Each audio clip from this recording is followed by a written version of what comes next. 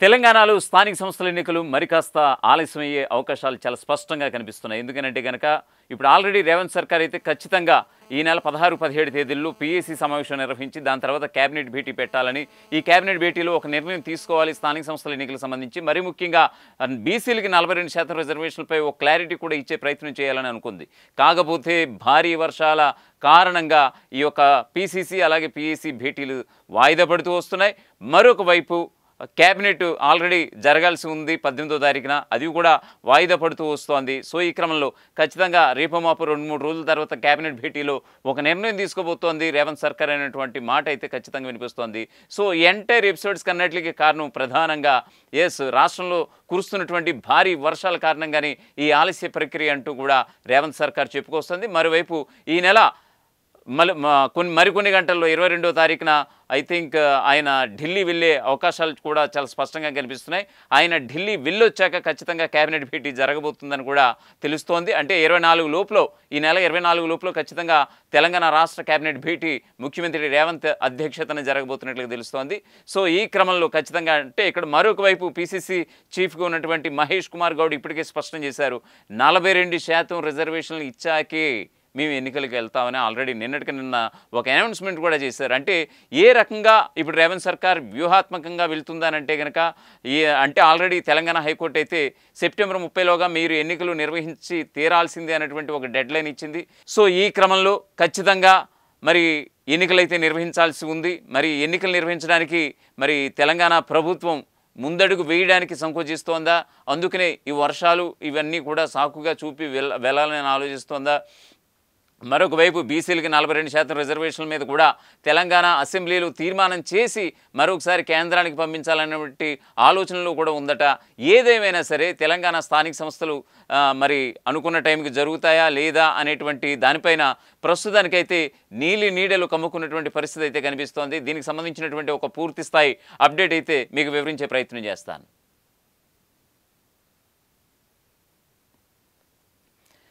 స్థానిక సంస్థల ఎన్నికల నిర్వహణ, దాంతో ముడిపడి ఉన్నటువంటి బీసీలకు 42% రిజర్వేషన్ల అంశంపై ఎలా ముందుకు వెళ్ళాలి అనే దానిపై త్వరలోనే అధికార కాంగ్రెస్ ఒక నిర్ణయం తీసుకోబోతోంది.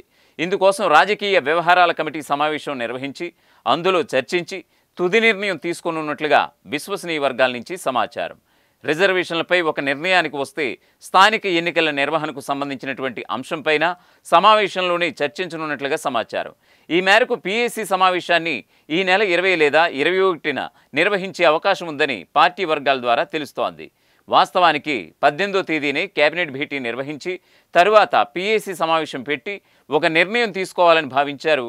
కానీ రాష్ట్రంలో వారం నుంచి వానలు కురుస్తుండడం, మరో 2-3 రోజుల పాటు భారీ వర్షాలు ఉండొచ్చున్నటువంటి వాతావరణ శాఖ సూచనల నేపథ్యంలో వాయిదా వేశారు.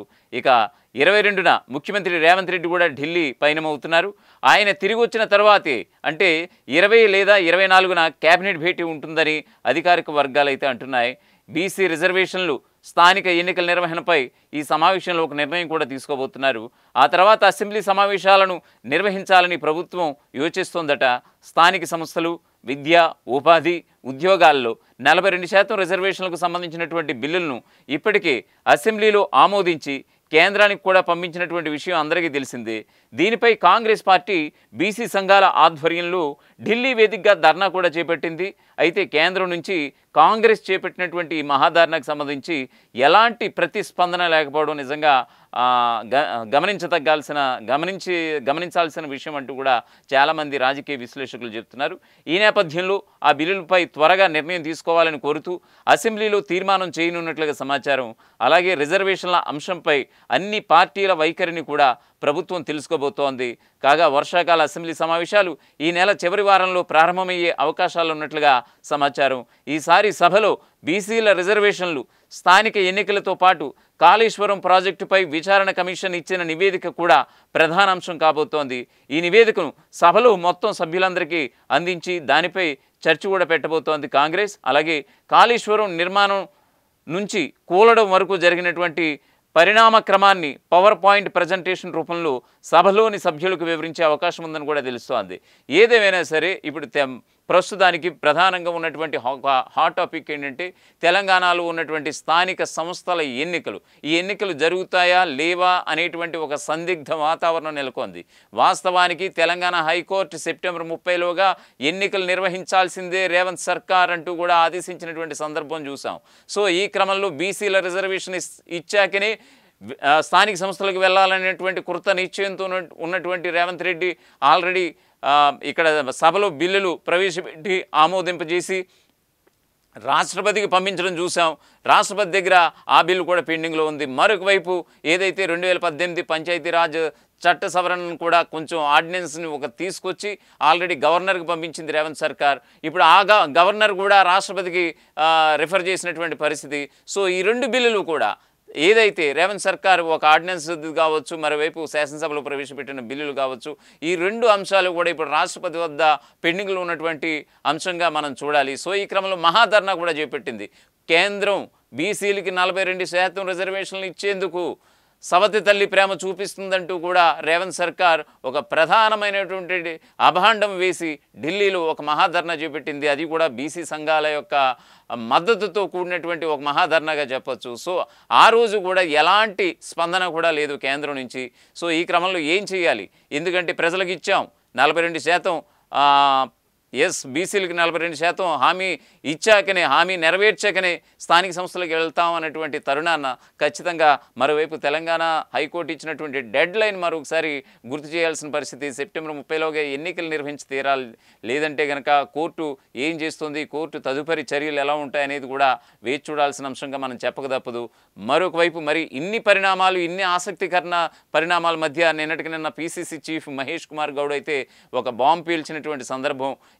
బీసీలకి 42% రిజర్వేషన్లు ఇచ్చాకనే మేము ఎన్నికలకు వెళ్తామంటూ కూడా ఆయన ఘంటాపథంగా చెప్తున్నటువంటి పరిస్థితి. మరొకవైపు మీకు ఇందాకే ఆల్రెడీ ఒక వార్త కూడా వివరించే ప్రయత్నం చేశాను.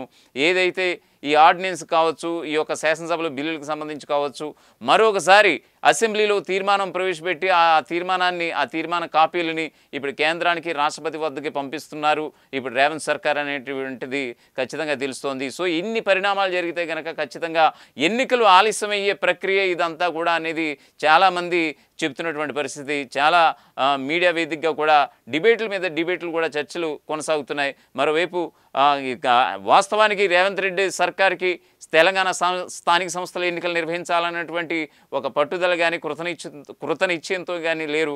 ఎందుకంటే ఆయన పొలిటికల్ గ్రాఫ్, ప్రభుత్వ గ్రాఫ్ కూడా కొంచెం గ్రౌండ్ లెవెల్లో పడిపోయి ఉంది. సో ఈ క్రమంలో ఆయన చేసుకున్నటువంటి ప్రధానమైనటువంటి దీనికి ఒక దిద్దుబాటు చర్య ఏంటంటే స్థానికంగా ఉన్నటువంటి ఏవైతే నామినేటెడ్ పోస్టులు ఉంటాయో ఆ నామినేటెడ్ పోస్టులు కూడా భర్తీ చేశాకనే వెళ్ళాలి అనేటువంటి ఆలోచనలు కూడా ఉన్నారట. మరొక వైపు దీనికి సంబంధించి కనుక చూస్తే కనుక ఇప్పటికే రాష్ట్ర ఎన్నికల సంఘం ఇప్పటికే బ్యాలెట్ పేపర్స్ అలాగే బ్యాలెట్ బాక్సులు మొత్తం తెలంగాణలో ఉన్నటువంటి 33 జిల్లాలకి పంపించినటువంటి సందర్భం. ఎక్కడో గుజరాత్ నుంచి, మరోపక్క ఏపీ నుంచి బ్యాలెట్ బాక్సులు తెప్పించి మరోవైపు బ్యాలెట్ పత్రాలు కూడా సిద్ధం చేస్తున్నటువంటి సందర్భం. సో ఈ క్రమంలో అంటే ఏ క్షణమైన ఎన్నికలు జరిగినా కూడా రాష్ట్ర ఎన్నికల సంఘం సమాయత్తమై తన ప్రణాళికలు తాను రచించుకుని కార్యసిద్ధంగా ఉందని చెప్పుకోవచ్చు. సో ఏదేమైనా సరే ఈ నెల 22న ఆయన ఢిల్లీ వెళ్తున్నారు ముఖ్యమంత్రి రేవంత్ రెడ్డి. మరి ఆయన వెళ్ళొచ్చాక జరిగేటువంటి కేబినెట్ భేటీలో ఎలాంటి నిర్ణయం జరగబోతుంది అనేది కూడా వేచి చూడాల్సిన అంశంగా మనం చెప్పక తప్పదు.